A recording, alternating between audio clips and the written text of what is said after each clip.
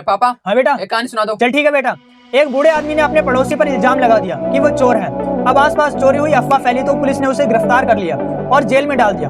कुछ दिन तक केस चला, फिर उस शख्स को रिलीज कर दिया गया क्योंकि वो बेगुनाह था। लेकिन जैसे ही वो घर वापस आया तो आसपास के लोगों ने उसे ताना देना शुरू कर दिया। वो उसे उसी नजर से देखने लगे कि वो चोर है। जब वो इस बात को लेकर परेशान हुआ तो उसने उस बूढ़े आदमी पर केस कर दिया कि उन्होंने मेरे ऊपर झूठा इल्जाम लगाया था। अब जैसे ही वो बूढ़ा आदमी कोर्ट में पेश हुआ तब जज साहब ने पूछा, क्यों आपने उस पर झूठा इल्जाम क्यों लगाया था? तब उसने बोला कि वो तो सिर्फ एक मजाक था।